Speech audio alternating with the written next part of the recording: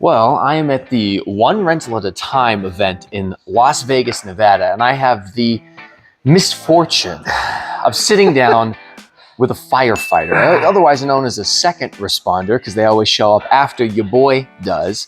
But I have the privilege of being here with a fellow out-of-state investing connoisseur, and to date, the furthest investor that I know of, because he lives in Hawaii and invests all the way in Pennsylvania. I don't know of anybody who invests at a greater distance than the man, Marc Oshiro. So Marc, we're going to be talking about your portfolio, your experiences. But first, how you doing, man? How you liking the event? Thanks for having me on, man. Yeah.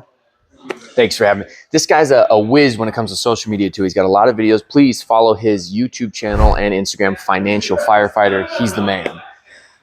I'll have to give credit, though, to where the name came from. I'll give credit to Millennial Mike, who came up with that name. But, yep, thanks a lot for all that help. And No problem. yeah. I didn't put the years in of being a firefighter, so we can dip the credit back to you. But what I want to share Wait, with the wait, audience, but did you take the test to be a firefighter? No, I always wanted to be a cop. I'm sorry. I'm just not that big of a fan of sliding down stripper poles and things like that. Whatever floats your boat, though. No big, or whatever gets your boots off. No big deal. Anyways, moving on to the topic of the video, a lot of people are extremely interested in investing at a distance because they live in very expensive markets like Seattle, like Hawaii, New York, California, and they say to themselves, I want to invest where the numbers make sense. And that's where they discover the Midwest. So Marc, how did you get turned on to Pennsylvania? How'd you learn about that market? For me, it was my friend was investing there, and that's, I think the number one thing is having kind of a connection to that area or a market. And, you can do all the research you want and you'll find all these, this is the best market, the top 10 markets. But I think the number one thing is having some sort of connection there. And my friend was investing there and he was always putting it in my ear. And that's kind of how I got started. Yeah, it's a really great point. A lot of people will look on Bigger Pockets and they'll see the spreadsheets and they'll hear things like, oh, Birmingham, Alabama, or Indiana, or Pennsylvania. But until you actually have somebody there that you can trust, that you can speak with, it's kind of hard to make it real. And it's very difficult to take that plunge and take that step without somebody at least kind of mentoring or counseling you. So how did you get the confidence to finally buy that first property?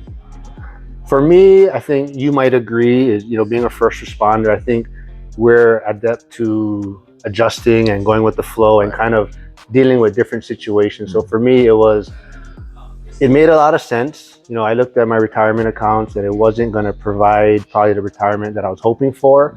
And once you start looking at real estate, you start seeing all the different benefits and advantages you can get from investing in real estate. So I took that plunge, and for me, it's kind of, I saw the benefits. I knew there was some risk, but I was going to just adapt to it and adjust and figure it out as I go. Right. Now, for those of you who don't know, if you're not following Marc, shame on you, but he managed to go from 1 to 14 rentals in how quick of a time frame? I'd say about 15 months, maybe. 15 months? Yeah. Now, I've heard him say before that he believes he might have scaled slightly too fast. And I've actually gotten a lot of questions over the last few days from other people attending the event asking me how to scale faster or how quickly they should scale. So I think Marc would be a great person to ask his opinion. For somebody who's just getting started, maybe they don't have any or they've got 1 or 2, but they want to scale. How quickly should you be aiming to grow your portfolio? I think it really comes down to how much reserves you have and if you prepare well for that. But it's really your comfort level. And I think for me, I'm glad I scaled quickly, but at the same time, I think it actually slowed down my process. So I think in the long run, it'll be beneficial because, having 14 properties, when, the cash flow, the rent starts going up, it's going to be helpful. But in the meantime, you're putting a lot of extra work on your plate, getting things stabilized and just, maintenance issues that come up. So if you don't know your personality well, and I think you're not able to kind of go with the flow and realize that problems do occur.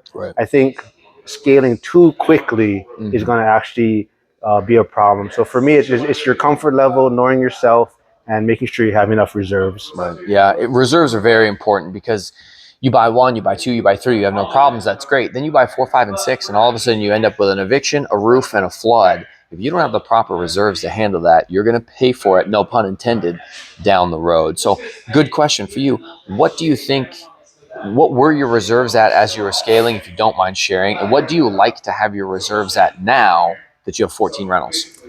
So, I think it also comes down to what market you're in. Mhm. So for like, what caught me kind of off guard was like, I was looking at, like, I live in Hawaii, so properties, you don't get those traditional maybe weather related maintenance expenses or older homes like maybe in the Midwest or some other Mhm. markets. So Mhm. that kind of surprised me a little bit. So like Pittsburgh, they have a lot of older homes. Right. So you're going to have these little kind of frequent maintenance issues that do come up. So the reserves that I maybe was planning for wasn't well thought out. So definitely, per property in the beginning, I was thinking maybe like 5 to 10K in the beginning. Mhm. But as I realized that, especially because I scaled so quickly too, I didn't plan for like 14 properties having all these maintenance issues. Mhm. So definitely, I think like 50K is that comfort level to where I'm at now, to where it can handle a big expense, and it's not gonna be affecting me too much. Right. And the cash flow, like you guys always talk about, the cash flow is kind of paying for the expenses as they come up now. But I think in that 25 to 50K range, once you start getting above that 10 rental units or rental properties, but also the age and what area you invest in. Right. It's interesting because Dion and Michael Zuber both hover around 50,000 as an emergency fund, as a reserves fund. Everything from beyond that, they typically will just put into more real estate or whatever else Zuber spends his money on, nice clothes and big hats. But I think it is important, as you said, you need to make sure that you have enough, I would say, to probably handle like 2.5 to 3 major issues. If I have $30,000, there's not a lot of problems in Indiana, at least, as you said earlier, market matters. But there's not a lot of problems in Indiana that $10,000 can't fix. That would include a roof, plumbing. The most expensive single thing I've had was a foundation, and it was $16,000. That's the most expensive in 4 years, 21 units. So if you have $30,000, you can handle 2 to potentially up to 3 major problems all happening simultaneously. And even though we love to say when it rains, it pours and things come in threes, if you get more than that, then it's just the worst luck ever. The thing that you don't want to do is you don't want to oversave in your reserves and take away from your opportunities to grow and expand your portfolio. So it's a delicate balance, but it's one that we're trying to strike to the best of our ability. Marc, for people out there who are interested in getting started investing at a distance in 2024, what's the best advice that you would give them?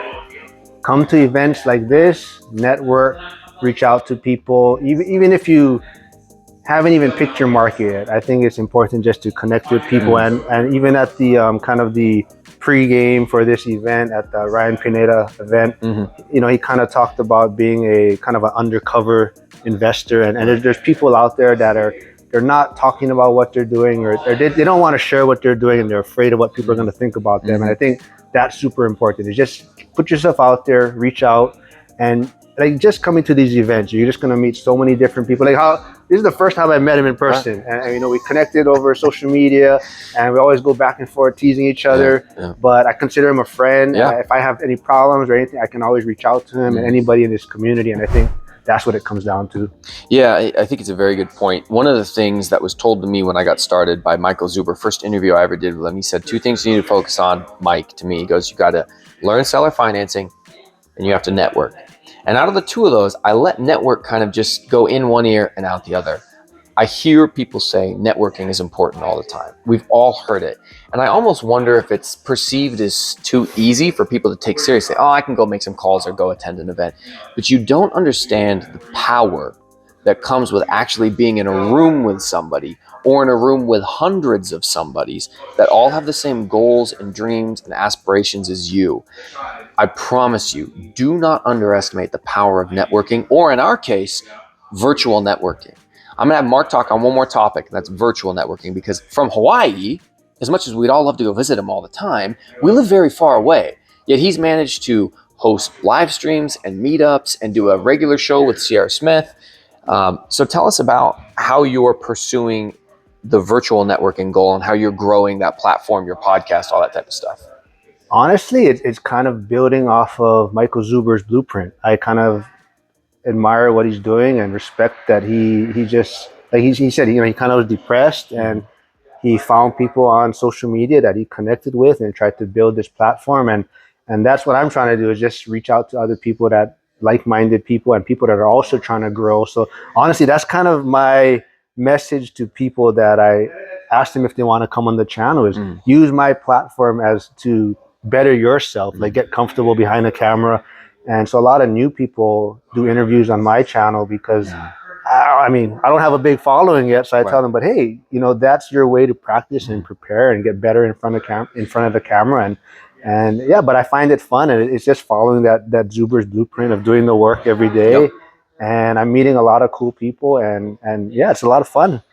So one more question for you on the podcast, all that stuff. Has it gotten to the point yet where you've gotten a deal or gotten a lender or made some connection that transferred into getting real estate yet? Have you gotten big enough for that yet? Not specifically. Well, deals have come my way. I'm just not really. That's not what I'm focusing on right now. I'm trying to build a social media site, but it has brought deals or connections to other people that I've helped get started. So you're the middleman. Yeah, and I just hey, you know, here this person brought me this. You want to take a look at that? But it's just brought me more offers and networking opportunities, and I think that's also why I try to tell people getting that first deal, you know, just opens up a lot of doors too. Like, you know, it puts you in rooms where you can say, I have this deal, and now other lenders you can speak with, and you just have kind of a blueprint that you can show other people, and I think that's super important. I think a lot of people are afraid to get started when it comes to social media. And I keep trying to encourage everyone. Every single person is becoming their own brand. Instagram is the way that people talk to each other. They don't do email and phone number. They reach out on Instagram. When I want to go check someone out, I watch their videos and I watch their content to figure out who they are and if I feel like I can trust them. And I know when Marc and I first chatted, he was considering starting a channel, and I was telling him, absolutely, you're going to meet people, and you sure as heck have had a ton of people on your channel. You've networked with a bunch of people. We've gotten the opportunity to chat. I'm begging you, please, you don't need to try to become a 1 million subscriber influencer or a big dog like Michael Zuber. You just need a few hundred people in your market to know your name. Deals will come your way. It'll make your life better. Anyways, Marc, thank you so much for coming on. Thank you for having me. Don't stand up though, because I don't want to see the height difference. But Marc's like 6'4". I was baffled when I saw him and I had to look up to him. I was like, I never pictured you being this big. But that's how it is, man. He's a financial giant. Thanks guys for watching. We'll see you next time.